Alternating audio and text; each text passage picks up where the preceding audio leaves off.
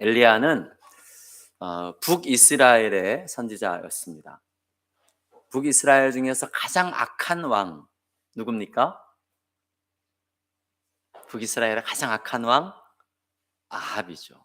네. 아합보다 더 악했던 왕비 이세벨이 통치하던 그런 시기에 선지자로 사역했던 그런 사람이었습니다.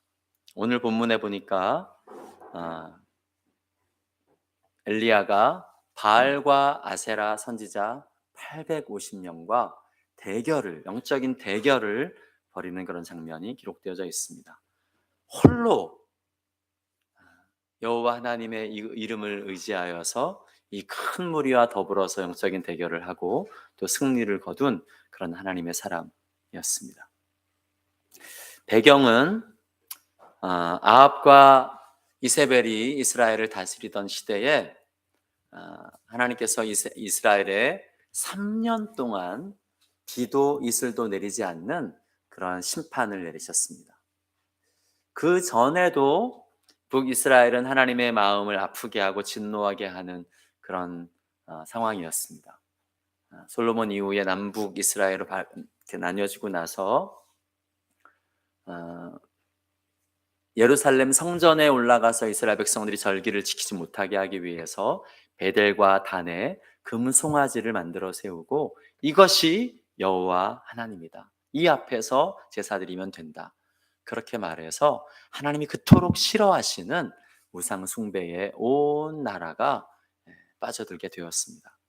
그렇게 하나님의 마음을 아프게 하던 이스라엘 민족들이 아합의 시대에는 아예 여호와 하나님을 그렇게라도 섬기는 모든 사람들, 그렇게 금송아지 앞에서 여호와 하나님을 섬기던 모든 선지자들까지도 다 잡아서 죽이고 이제는 곳곳에 바알과 아세라의 제단과 우상을 만들어 놓고 온 백성이 바알과 아세라를 섬기도록 그렇게 만들었습니다. 하나님이 진노가 이렇게 올라가지고 수많은 하나님의 선지자들을 학살한 죄를 심판하시고 또 그 바알과 아세라를 섬기는 죄에서 돌이키게 하시기 위해서 하나님께서 엘리야를 통하여서 3년 동안 비도 이슬도 내리지 않는 그런 심판을 아합에게 선고하십니다. 엘리야가 처음 그 말을 했을 때 아합은 설마 엘리야의 말대로 그렇게 비도 이슬도 내리지 않을 거라고는 아마 꿈에도 상상하지 못했을 것입니다. 그런데 하루, 이틀, 한 달, 두 달 비가 안 내리고 이스라엘은 비가 오는 기간과 비가 내리지 않는 기간이 있어요. 건기와 우기가 있습니다. 그런데 비가 내리지 않는 그 건기의 시간에도 이슬이 비 대신에 온 산들을 덮어가지고 그래서 식물들이 곡식들이 살아갈 수 있게 만드는데 그런데 비만 오지 않는 것이 아니라 이슬도 내리지 않는 거예요. 올해 봄 가뭄이 이 며칠 전까지 심했잖아요. 아마 농부들의 마음들이 타들어갔을 텐데 몇 개월만 비가 안 와도 식물들이 자라날 수 없습니다. 그런데 비도 안 오고 이슬도 안 내리는 시간이 3년이 되었다. 어떤 일이 발생했을까요? 풀 한 폭이 발견하기 어려운 그런 시간들이었을 거예요. 94년부터 97년까지 3년 동안 북한의 고난의 행군 기근이 있었습니다. 몇 명이 죽었는지 아십니까, 여러분?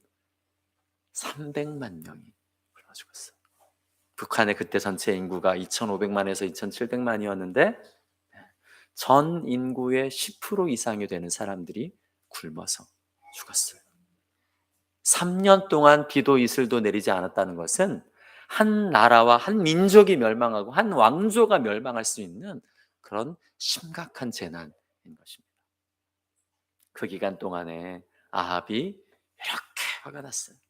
저놈의 엘리야 때문에 이런 일이 벌어진 거야 라고 온 이스라엘을 샅샅이 뒤지고 또 주변에 이스라엘 나라 안에 없으니까 주변에 있는 종족들과 민족들을 샅샅이 가가지고 엘리야가 있는지를 뒤지고 찾고 그렇게 엘리야를 죽이기 위해서 애썼습니다. 그런데 3년 동안 보이지 않던, 그렇게 찾아도 보이지 않던 엘리야가 제 발로 아합 왕을 찾아와서 아합을 만납니다. 아합을 보자마자, 아합이 엘리야를 보자마자 이스라엘을 괴롭게 하는 자여, 이렇게 부릅니다. 엘리야가 내가 이스라엘을 괴롭게 하는 것이 아니라 바로 아합과 너의 아비가 온 이스라엘을 이렇게 이 기근 가운데 임하게 하였다. 너희가 이스라엘을 괴롭게 하는 자이다. 그리고 엘리야가 대결을 제안합니다. 온 백성을 갈멜산으로 모으고 너와 이세벨의 상에서 먹는 그 바알과 아세라 선지자들을, 모든 선지자들을 다 갈멜산으로 오게 하라. 거기서 우리가 영적인 대결을 벌이자. 기도해서 하늘에서 불을 내려서 이 번제물을 태우게 하는 그 신이 바로 참신이다. 아합이 찬성합니다. 그동안 3년 반 동안 그렇게 엘리야를 죽이기 위해서 애썼던 아합이 왜 엘리야의 이런 제안에 찬성했을까요? 바알이 참신이라고 생각해서. 네. 또 다른 답변 없습니까?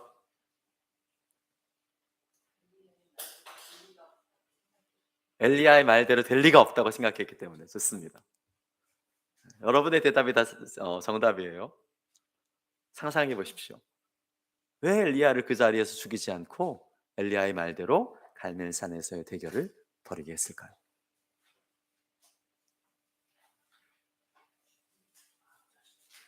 네. 아합 자신도 궁금했기 때문에. 왜 궁금했을까요?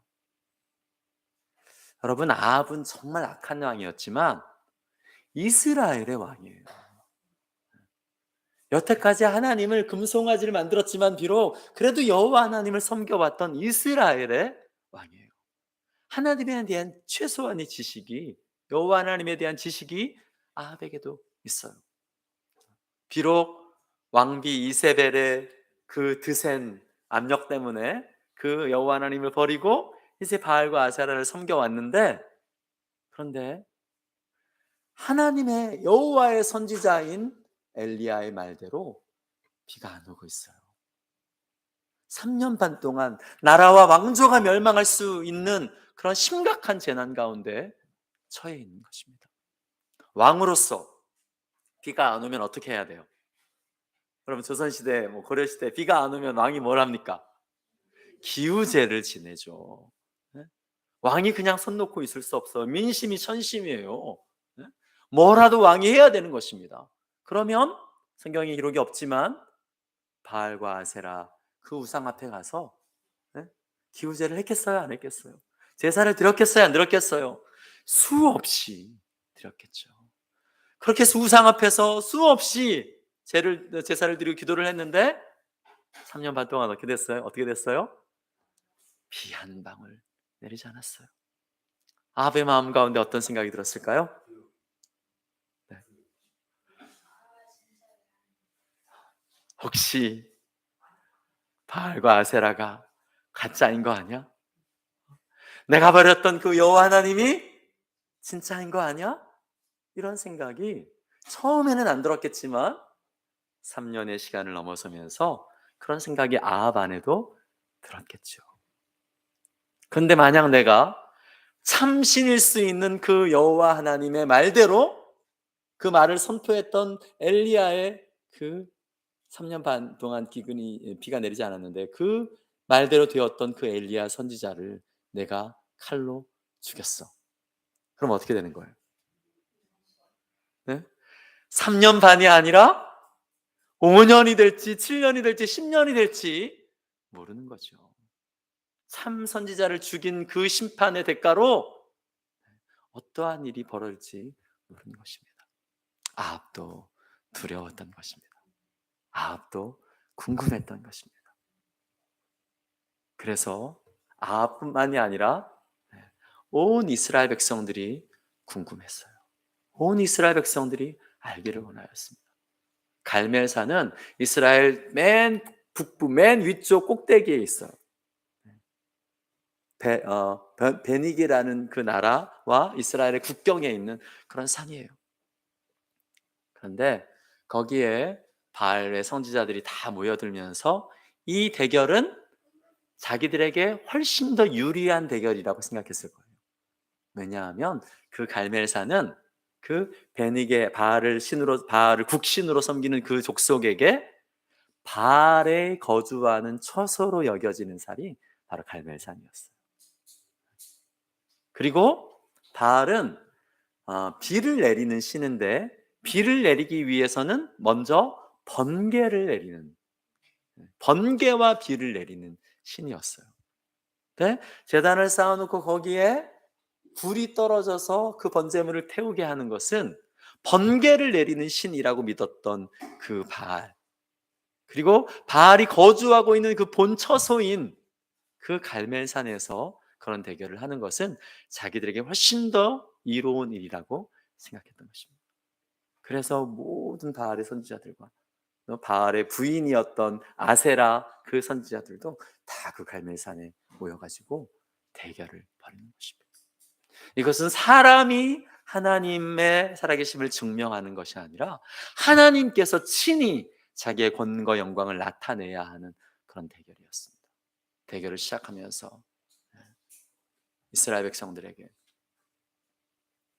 뭐라고 얘기합니까? 엘리야가 너희가 바알의 손에 펴든지 여호와의 손에 펴든지 결정하라. 언제까지 그렇게 머뭇머뭇거리고 있겠느냐? 이제는 결정하라. 엘리야가 선포합니다. 백성들이 어떻게 해요? 한마디도 하지 않아요. 왜 한마디도 하지 않았을까요? 그들이 다 바알의 편에 서 있는 자들이었다면은 막 엘리야를 욕하고 막 돌 던지고 그랬겠죠. 한마디도 하지 않았어요. 왜 그랬어요? 아까 말했던 것처럼 그들도 궁금했던 것입니다. 너희가 인원이 많으니까 너희부터 해라. 아침부터 시작해가지고 바알의 선지자들이 그 번제단을 쌓아놓고 그곳에서 막 날뛰면서 기도를 합니다. 그냥 우리처럼 이렇게 조용히 앉아가지고 무릎 꿇고 이렇게 기도하는 것이 아니라 그 이방의 신들의 그 제사의 풍습, 기도의 풍습은 그 앞에서 난리법석을 하는 거예요. 막 춤을 추면서 소리를 지르면서 정오 때까지 한 3시간 지났습니다. 이제 땡볕 아래에서 3시간 동안 여러분 춤을 췄다고 생각해 보세요. 나중에 보면 엘리야가 이제 비가 오기 전에 기도를 하니까 조각 구름 하나가 그때 떠올랐다고 얘기하잖아요. 그 말은 그때까지는 하늘에 요만한 구름 하나 없었다는 것이에요. 요만한 구름 하나 없는 열대 사막 기후인 그 이스라엘에서 3시간 동안 그 땡볕 아래에서 춤을 췄다. 어떻게 됐겠어요? 완전 기진맥진 녹초가 되었겠죠. 이제 목소리도 줄어들고 몸짓도 줄어들고. 그러자 엘리야가 나서가지고 야, 너희 신 잠자는 거 아니야? 너희 신 묵상하고 있나 봐. 너희 신 외출했는지 모르겠다. 더 크게 소리 질러서 깨워야 되지 않겠느냐? 막 조롱을 하죠. 그러자 이제는 이 바알의 선지자들이 그냥 춤을 추면서 기도하는 것에 머물지 아니하고 어떻게 했다고 얘기합니까?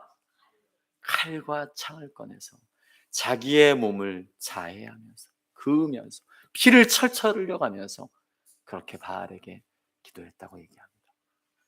그것이 그 이방 제사의 풍습이었어요. 신을 흥분하게 만들어야 신이 비를 내린다. 그렇게 믿었어요. 그래서 그렇게 또 저녁 소재 드릴 때까지라고 했으니까 점심때 이후로 한 4-5시간을 더 난리법석을 떨면서 바알의 선지자들이 그렇게 바알에게 빌었습니다. 그러나 어땠다고 얘기합니까?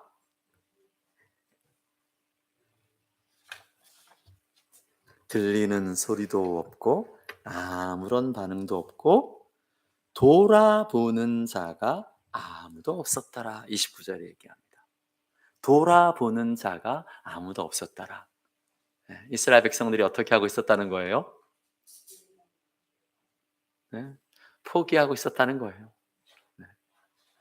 온 이스라엘 백성들이 그 산에 다 운집해 있을 텐데 그 바알의 신에게 기도하는 그 모습을 보다가 이젠 이스라엘 가만히 앉아서 바라보는 이스라엘 백성들도 다 지쳐서 다 이제 포기하고 저거 헛짓거리다라는 것을 모든 백성들이 다 알게 되었다는 것입니다. 그때서야 엘리야가 딱 등장합니다.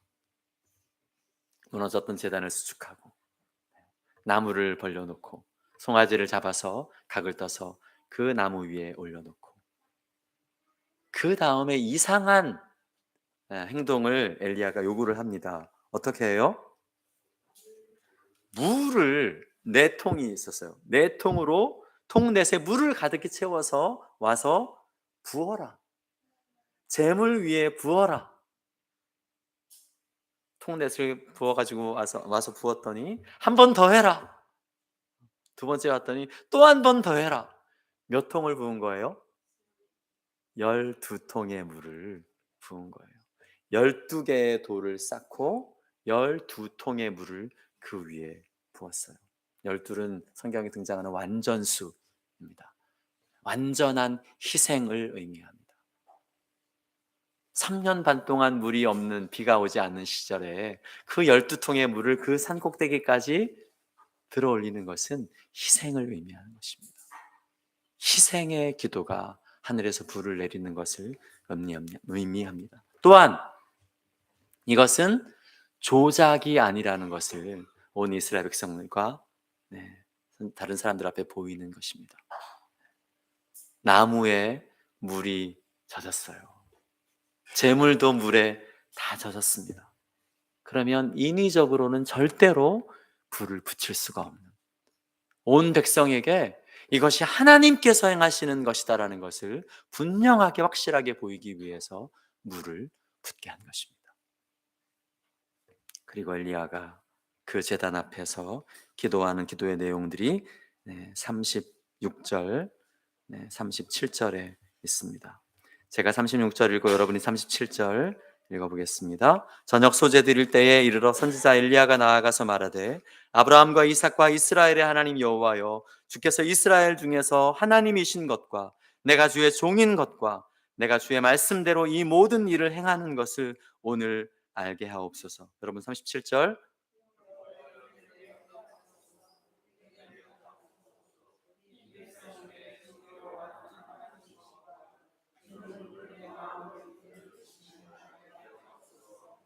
아멘. 너무나 짧은 기도입니다. 두세 문장밖에 되지 않는 이 짧은 기도.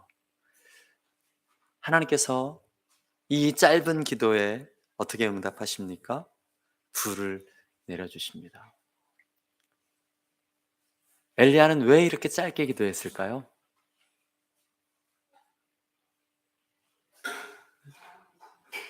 네? 보란 듯이 한 7, 8시간 동안 부르짖었던 저들의 기도에 비해서 나는 이렇게 짧게 해도 충분히 하늘에서 불을 내릴 수 있다, 그런 의미일까요? 정답은 아닐 수 있는데 제 개인적인 생각은 엘리야는 충분히 기도했어요. 얼마 동안 기도했어요? 3년 반 동안 기도했어요. 그리 시냇가에 있는 그 수개월의 시간 동안, 또 사르밧 과부에게 가 있는 그 수년의 시간 동안 엘리야가 그 시간을 어떻게 보냈겠습니까? 까마귀가 먹을 거 알아서 때 되면 물어다 주고, 사르밧 여인이 알아서 때 되면 방 구워서 갖다 주고, 그러니까 그냥 노세 그냥 마음 편하게 그렇게 그 3년 반 동안 있었을까요? 그렇지 않죠. 날마다 하나님을 버리고 떠난 이스라엘 백성들이 회개하고 여호와 앞으로 돌아오도록 하기 위해서 그 3년 반의 시간 전체 동안에 엘리야는 기도하며 부르짖었을 것입니다. 그 충분한 기도의 시간이 있었기 때문에 엘리야는 여기에서 길게 기도할 필요가 없었던 것이죠. 저녁 소재 드릴 때쯤에 엘리야가 이 일을 시작하여서 불이 내렸다 기도하고 있어요. 왜 엘리야는 이런 시간을 택했을까요?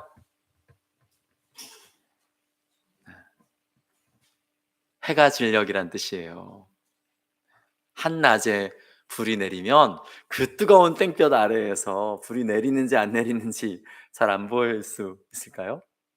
그렇지만 그 어스름 해가 지기 시작하는 그때 그 내리는 불꽃은 온 이스라엘 백성들이 다 목도할 수밖에 없는, 확실히 볼 수밖에 없는 그런 광경이었을 것입니다. 그렇게 불이 내리자 거기에 모였던 수많은 이스라엘 백성들이 어떻게 반응합니까? 누가 시키지 않았는데도 그 자리에 어떻게 돼요? 다 엎드려. 39절에 보니까 엎드려 말하네. 하나님의 그 영광의 임재, 그 하나님 놀라운 권능의 현현 앞에서 모든 이스라엘 백성들이 다 엎드려졌다고 이야기하고 있습니다. 바알의 선지자 450명, 아세라 선지자 400명, 850명의 그 선지자들을 온 이스라엘 백성들이 하나도 살려두지 아니하고 다 그 자리에서 멸합니다. 왜 한 명도 살아 도망치지 못했을까요? 네, 이스라엘 백성들이 밑에 있었겠죠. 그들은 위에 있었겠죠. 다 포위하고 있는 그런 상황이었을 것입니다. 또 하루 종일 땀 흘리면서 먹지도 못하고 피 흘리면서 그렇게 난리법석을 했기 때문에 아마 완전 기진맥진한 그런 상황이었겠죠. 그것이 하나님의 전략이었습니다. 그들이 850명의 선지자들을 한 사람도 살려두지 않았던 것은 이스라엘 백성의 마음 가운데 뭐가 있었다는 거예요? 분노가 있었다는 것입니다. 무엇에 대한 분노일까요? 그 3년 반의 시간 동안에 자기의 가족이 죽었어요.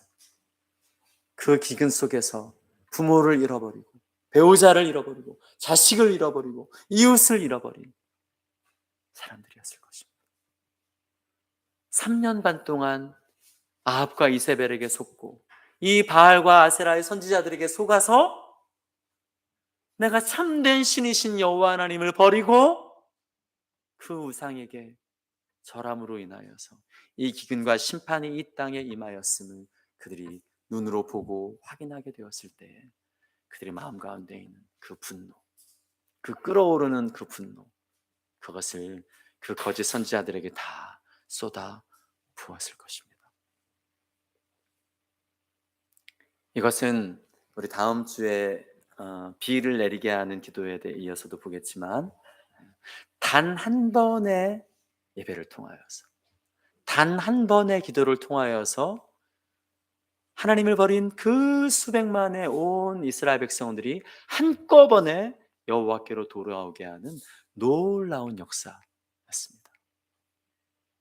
수년 동안에 하나님을 섬기던 사람들이 다 잡혀가고 죽임을 당하고 감옥에 갇히고 이젠 여호와 하나님을 믿는 신앙이 온 이스라엘에 조금도 남아있지 않다고 생각되던 그때 단 한 번의 예배를 통하여서 완전히 역전되는 그런 놀라운 승리가 바로 이 갈멜산에서의 승리인 것입니다.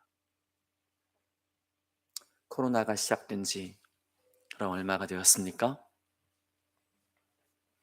3년 단위 되었습니다. 수많은 교회가, 10,000개가 넘는 교회가 문을 닫았어요. 수만 명의 목회자들이 사역지를 열어버렸습니다. 수백 명의 선교사들이 선교지를 잃어버리고 파송교회를 잃어버리고 본국으로 돌아왔습니다. 택배기사로 또 대리기사로 그렇게 생업을 이어가고 있습니다. 70% 정도는 교회로 돌아왔는데 30% 정도는 교회로 돌아오지 않았습니다. 그 30% 중에서 대부분의 사람들은 30대, 40대 젊은이들입니다. 다음 세대들, 청소년들과 주일학교, 청년, 이 젊은 세대들의 절반 이상의 사람들이 예배를 떠나갔다가 돌아오지 않았어요. 이제는 역전의 은혜가 필요합니다. 이 상태로 그냥 어떤 큰 전환점 없이 시간이 지난다. 그러면 한국교회 안에서는 더 이상 청년들을 찾아보기 어렵게 될 것입니다. 미국 교회들처럼 예배당에 가면 뒤에서 보면은 하얗게 머리 센 할아버지 할머니들밖에 안 앉아 있는 그런 교회가 될 것입니다. 3년 반의 영적인 기근의 시간이 지났습니다. 이제는 하늘의 문이 열려져야 합니다.